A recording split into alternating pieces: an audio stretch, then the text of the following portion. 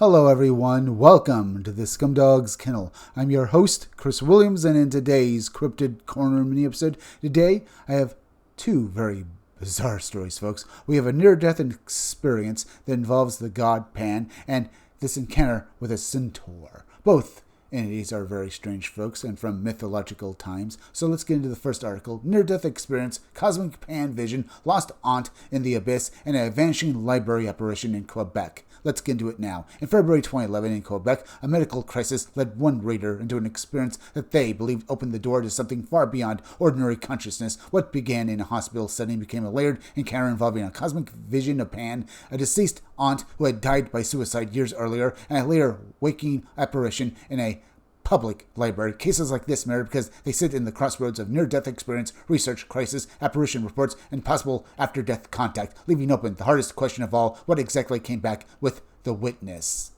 Let's get into the actual account. On February 6, 2011, Quebec, I went through a 6-hour near-death experience that completely changed my understanding of reality. During that ordeal, I entered a state of indescribable communion with the great god Pan in his highest cosmic form. He did not appear as some simple folkloric being. He looked as if he were made of all the stars and galaxies in the universe, a living intelligence formed from the fabric of creation itself. It was vast, beautiful, and impossible to describe in any ordinary language. Later, my mother told me something that shook me almost as much as my own experience. The first time she came to see me in the hospital, right after surgery, when I was practically comatose, she clearly heard her sister's voice in the room with us. My aunt kept repeating, "I'm so sorry, I was so selfish, I'm so sorry," over and over again. It frightened my mother badly, and she remained deeply disturbed by it for a long time afterward. I never told her the full extent of what happened to me on the other side. Probably because, well, how do you explain that, especially with what apparently his mother experienced as well, folks? Truly mind-blowingly bizarre. But let's read on. In that state, Pan looked at me from the corner of his eye and smiled knowingly. Then I fell into his endlessly spiraling ram's horns, which seemed to be made from the very substance of the cosmos. From there, I found myself descending what looked like a spiral staircase of black stone. It was not really a staircase in the normal sense. These were steps, perhaps onyx, floating over what felt like pure oblivion. I walked downward for what seemed like a very long time. Eventually, I found my aunt there. She had violently ended her own life 5 years earlier. She was completely listless, standing on those black steps, and when she spoke, she said, "I'm more lost than ever. This is the abyss. I'm more lost than ever." Without hesitation, I took her hand and told her, "You're not lost anymore. I found you." She looked up at me, and suddenly her eyes were full of life again. That was the last moment I remember from that place. The next thing I know, I woke up in the hospital days later. A truly bizarre account so far, folks. What did this man experience? Did he actually meet the god Pan and his dead, aunt? As I said, I don't know how to say this except it's mind-blowing. But let's finish off this article now. About a month afterward, I was in the public library when I noticed a tall, young, beautiful woman looking at me and smiling. She seemed familiar, but could not place her at first. Then it hit me. It was my aunt, not as she had been later in life, but as she looked in my childhood when she was in her 20s. The moment I turned around, she disappeared. I'm not surprised. This seems to happen a lot with apparition accounts as with, cryptid encounters. But now let's finish off this experiencer's story. I tried to rationalize the whole thing as a kind of Orpheus journey into the underworld, a descent to recover the soul of a loved one. In this day and age, that seemed absurd to me, but it was the closest comparison I could find. I have never seen her again. Since that time, my life from waking to sleep has been devoted to the mysteries of Pan. Best regard, JP. And maybe JP will basically have a few revelations in the future we'll hear about as well, folks. But either way, truly mind-numbingly insane.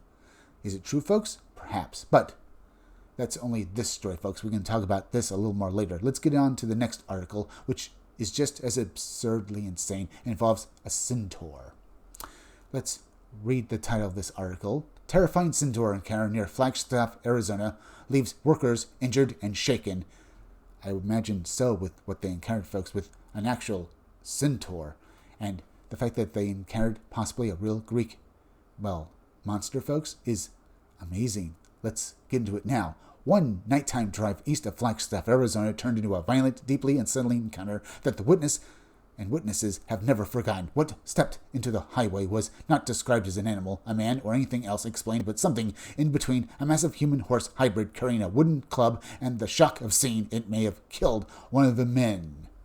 In this particular case, folks, we're going to hear about an actual death related to a cryptid encounter, so that is another notable thing about this story.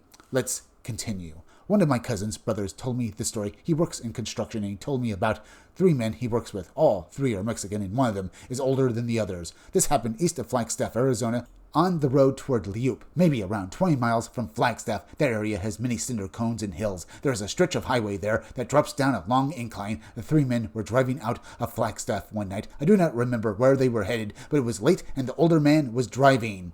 As they started down the long hill and got about halfway, they suddenly saw something leap into the center of the road. They all said it was a centaur, half man and half horse. They described it as a huge, about 7 to 8 feet tall. It had long hair, a hard, hateful face, and a wooden club in one hand. They said it did not look confused or startled. It looked mean, evil. Almost as if the 3 men were describing this entity that was angry at the presence of these men in its territory, folks. Almost, but not quite similar to another encounter with this woman and her mother who encountered this panther man, folks, who seemed confused by the presence of humans in his territory, folks, but not exactly unintelligent like some wild animal. These entities, seemingly, in both accounts, are described as intelligent, at least in some degree.